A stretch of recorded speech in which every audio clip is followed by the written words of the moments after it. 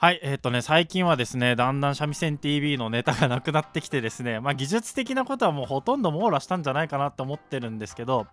そうというところで皆さんに、リクエストっていうか、こういう回やってほしいなっていう、リクエストね、たくさん寄せていただいて、なんとか継続できております。で皆さんもなんかこういうまだこういう疑問があるんですけどみたいなねのがあったら、いろいろ SNS とかコメント欄で、ぜひぜひ、お寄せください。さあということで、今回はですね、バチの持ち方の、第2弾になります。第1回はですね、だいぶ前にあげたんですけど、正しい持ち方っていうのが分かってもまだそれでもバチを持ってて、てか演奏してて右手が痛くなっちゃうっていう人がいたので、なんでかなっていうのを、前回触れてない内容をね、補足という形でやっていきたいと思います。で、症状別に見ると、大体2つあってですね、1個目は、バチが回ってしまうってことなんですよ。これね、別にちゃんと正しいバチの持ち方でやってれば起きないんですけど、要は演奏してて、正しいバチの持ち方は知ってても、演奏中にそれを変えちゃうんですよ。力が、力みすぎちゃって、バチが回っちゃうってことなんですけど、で、そうすると、小指がまたこう角に当たってきてバチの角に当たってきて痛くなっちゃうっていうことなんで、バチが回ってしまう。でこれって何で起こるかっていうと、人差し指と中指の、指先が力が入りすぎちゃったら握ろうとしちゃってるんですよ。でそうするとバチって回るんですね。だから、正しいバチの持ち方として人差し指と中指の第一関節がバチの底面の角にしっかり来てる状態で、これが第一関節が底面にもう完全に乗っかっちゃうともう回り込みすぎなんですよ。感覚的には結構浅く握ってる感じ、握るっていうか、持ってる感じ。そうで深くなっちゃうとそれに伴って親指がバッチに対して垂直に立つようになっちゃう。これ良くないことなんですよ。斜め、45度とか斜めになってると、そんなに深く握り込みすぎてない状態なんですけど、親指が斜めになって、親指が斜めであるべきところが垂直に立ってきてしまう。このさっき言った人差し指中指の第一関節がバチの底面に回っちゃうっていうのと親指が立ってきちゃうっていうのはこれも全く、同じことですね。そうだから普通に弾いてない時、何の外圧も加わってない時とかは正しいバチの持ち方がキープできるんだけど、こう叩いたりすくったりとかしてるうちにやっぱ力入れてるうちにだんだん回ってきちゃう。で理想は、正しいバチの持ち方がありますよってなった状態から、バチをこう引っこ抜いてですね、でそっからこういろいろ押したり引いたりとかね動かそうとしても動かない状態で、その場でしっかり固まれる状態っていうのはすごい大事なんですよ。そうこれが抜いた時にギュッてこう今握り込んでたでしょみたいなね、これが良くないんですよ。そうだから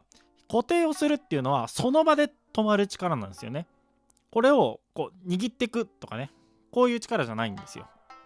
そうなんで、特に人差し指中指をこう引っかくような力を入れないでその場でしっかりこう止まる。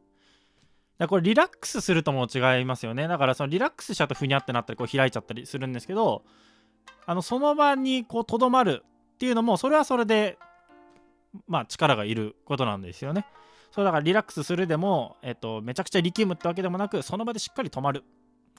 っていうのをちょっと意識して、演奏してみると、最後までキープできると思うんですよね。それだから弾き終わった後もバチの角度が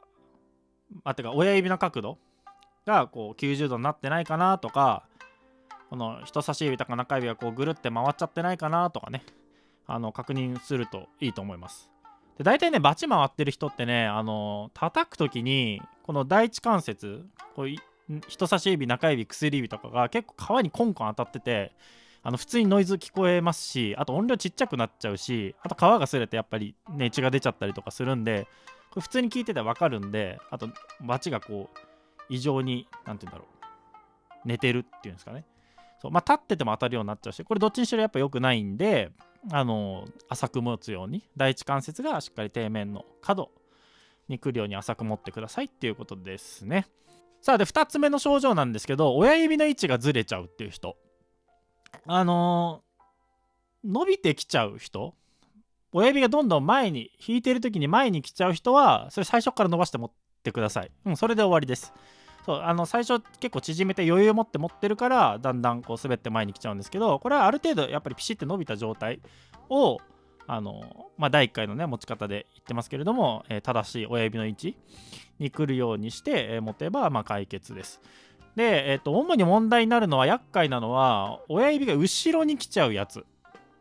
これ結構多くて、前に伸びちゃう人より後ろに来ちゃう人の方が多いと思います。でこれなんでかっていうと、親指が原因じゃないことが多いんですよ。そうだから親指気にしても結構仕方ないっていうか、あんまり治んなかったりして、問題はね、人差し指なんです。そういう人って、人差し指がさっきはこう握っちゃってバチが回っちゃうっていう問題あったと思うんですけど、親指が後ろにずれちゃう人って人差し指がこう緩んでくるんですよ。こういうバチの持ち方ですると、手とバチにだんだんこう距離ができてきて、だんだんなんていうの、こう親指が後ろに引っ張られちゃうんですよ。そうだ、これが結構あって、なんで、それを防ぐためにしっかり、さっき言ったように、別に開くでもなく握り込むわけでもなく、そこでピシッと止まってれば、もう親指は後ろに来れないんで、スペースがないんで、これで安定するんですよね。だから症状1と全く逆、人差し指がこうやってピンって伸びちゃうから、しっかり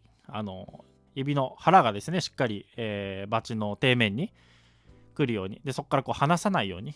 しっかりこう固定してやるといいかなと思います。ということでね、短いんですけど以上です。要するに、簡単に言うと、正しいバチの持ち方を演奏中でも変えないってことで、要するにずっとそれをキープするってことが大事で、最初正しく持てても演奏中にその力のバランスとかを変えてるから結局、ずれてしまうんで、演奏中もそれを崩さずしっかりキープするっていうことが大事です。そうで、あとはね、それでもずれちゃうっていう人はやっぱりもうバチが合ってないです。完全に僕これ何回も言いますけど、絶対極力軽い方がいいですよ。手で弾いてる感覚、道具をコントロールしてるっていう感覚があると、もうそれはもう演奏の邪魔になるので、もう脳で思った瞬間もう手が動いて、その瞬間にちゃんと音が出るっていう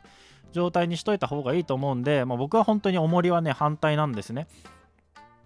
そうなんで、あともう大きすぎるバチとかそういうのがあると重心とかが狂ってしまうので、もう自分の手で弾いてるような感覚で、しっかりこうバチが触れるように、そういうバチを選んでいくといいと思います。今回の第2回まで、今回の内容までで、僕が実際扱ってきたそのバチの問題、右手の問題っていうのは、多分網羅すると思うんですよ。だからこれでも治んないってことはもうバチの問題だと思うんですが、万が一、今回と、前回の内容を踏まえて、まだなんか右手の、バチの問題、治んないなとかね、出てきちゃったなっていう人は、ちょっとコメント欄とか SNS の方でなんかお知らせいただければいいなと思います。そうということで、第1回と、今回の、内容ちょっとよく、復習して、バチの持ち方ちょっと確認してみてください。それでは。